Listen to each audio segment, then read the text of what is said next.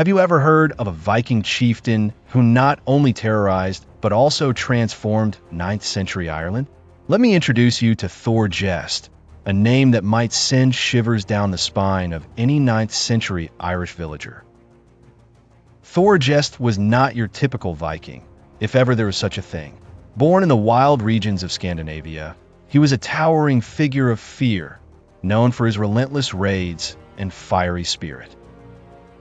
Vikings during Thorgest's time were revered for their exploration, trade, and also dreaded for their plundering along the European coastlines. Thorgest was a mastermind in these raids, a tactician who could strike terror into the hearts of his enemies with his mere presence. It was the year 845 when Thorgest decided to cast his eyes upon the rich lands of Ireland. With its monasteries and unguarded towns, it seemed a prize ripe for the taking.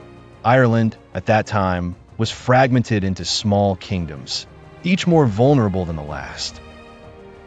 Therefore, the sight of Thorgest's longships on the horizon was a herald of doom for many of those in power. Thorgest's raids were not limited to mere pillaging. He had a penchant for establishing control over lands he conquered, often turning them into bases for further operations. With a strategic mind, Thorgest managed not only to raid but also to regroup and solidify his influence in Ireland, which was a feat many of his contemporaries struggled to achieve. In Ireland, Thorgest made his base near the northern shores and quickly moved to assert his dominance.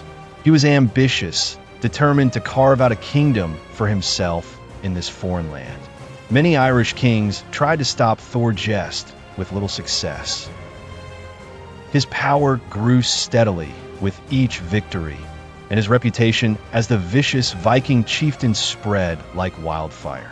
Yet, Thorgest's reign was not only marked by terror. In the process of his conquest, he started leaving a profound impact on the local culture. The blend of Norse and Gaelic influences began to show in trade, craftsmanship, and even language, laying foundations for what would become a unique cultural tapestry in Ireland. Thorgest was inadvertently setting into motion a blending of two great cultures. However, Thorgest's era of dominance was not destined to last. His downfall came unexpectedly when the local Irish kings, deciding enough was enough, united in a common cause against this looming threat. In a surprising turn of events, this coalition managed to capture and execute Thorgest, bringing an end to his reign in 848. Despite his brutal methods, Thorgest's legacy was far-reaching. His invasions altered the course of Irish history, and the cultural exchange initiated during his time contributed significantly to the development of Irish society. Many of the settlements he influenced generally became self-sufficient towns, where Norse practices quietly merged with those of the Irish, setting a precedent for the way Viking integration unfolded elsewhere in Europe.